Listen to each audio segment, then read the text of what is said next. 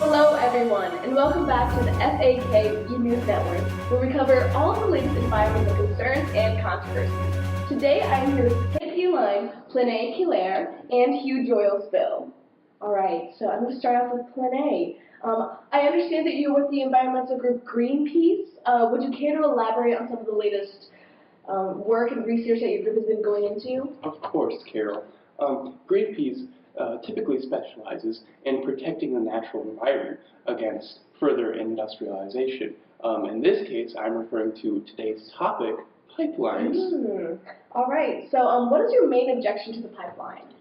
Well, the main problem my organization has with them is that there's a very likely chance that there will be an oil spill that could otherwise have been averted.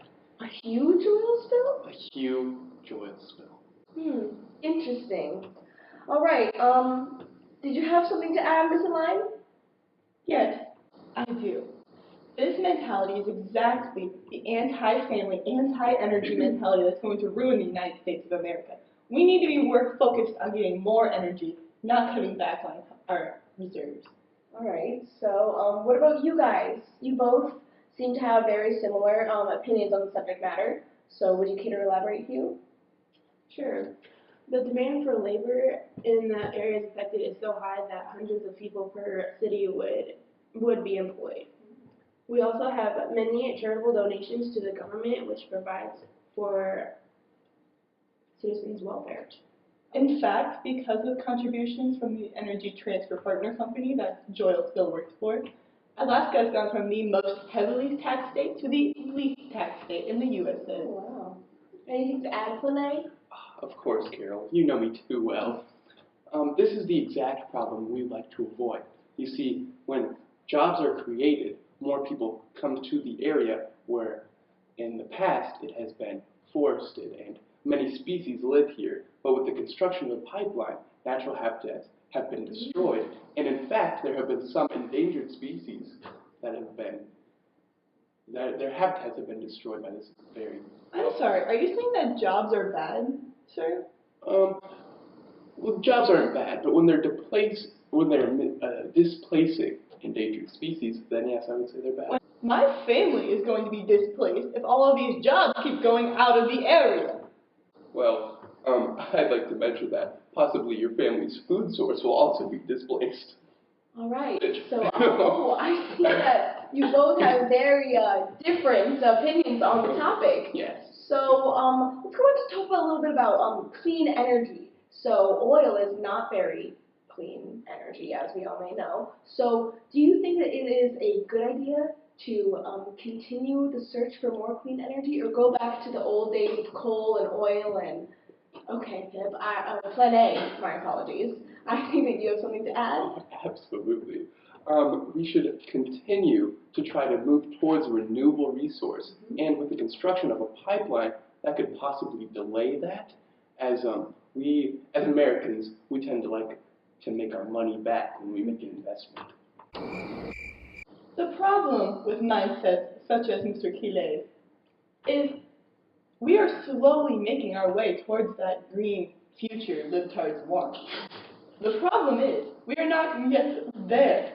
Right now, the Trans-Alaska Pipeline System is running 2/3 empty. At its lowest moment, only 5% of its potential oil was flowing through there. We will get to a clean energy environment one day, but we are not yet there. And for right now, we need to focus on how we will keep the lights on in our children's bedrooms. Interesting opinion. Hugh, I understand that your business, it was called the Energy Transfer Partner Company. So would you like to elaborate a little bit on what that does? Well, we basically build pipelines where the oil is, most of the oil is, made. They do, science and see the oil underground. Okay. And pipelines are probably, they are the best way to get the oil out and the safest way. So are you in charge of the Trans-Alaskan and the Dakota pipelines? Yes. Okay. The Dakota pipeline is, so far, it's been the safest pipeline, and it's cut down more railway and truck oil transportation, and causes less leakage underground. So how much revenue would you say comes in for each of the pipelines? It comes about 70 big ones. All right. So I see you're a little bit shocked by that, Lene. Anything else to add? Well, personally, I think 70 big ones isn't enough to make up for the loss of the priceless endangered species habitats that are being destroyed by the construction of this pipeline. Actually, Under law, all states are required to restore the environments to what they previously were after construction and extraction of oil. So all of your arguments about the precious environment are completely unimportant. We will restore what we have changed. Miss Eli, I have a question for you. What about the possible hazardous contaminants? Progressives are so uneducated. They don't even turn to the facts or the science. We have science backed up by the Energy Transfer Partner Company. All he has is a big believing heart that won't actually save anyone or any of his precious animals. Lene, I see that you're looking inside of your references. Is there anything you'd like to add in your native language? Well, I was just flipping through my French to English textbook, and I happened to open the page randomly to where it said shrewd idiot, and I thought it was complete coincidence and not at all related to this So conversation. you're saying No. you think Pip is an idiot? Absolutely not. I think Pip is a moron. Oh, right there. What? Do you think? 86% of Alaskan jobs come from the oil industry, and you're just going to come in here, destroy all of our livelihoods, just so that some animals will be happy? What about the humans? We're 20 times more important than any squirrel in the forest. Listen here, Pip, I'm getting tired of your shit, alright? Species on this planet, 1-to-1, mano y mano. It's just bada bing, bada boom. We're the same, okay? So you're telling me if I had to kill either my own child or a squirrel, you would kill my child instead of the squirrel? Well, I'd prefer it was you, but yes, I'd kill your child. Harold, can you please remove him from the conference room? I am afraid that we are. How do you two, on obviously opposite sides of the spectrum, think that you can come together to create a solution for the future of clean energy? Well, I would love to work with his Greenpeace organization.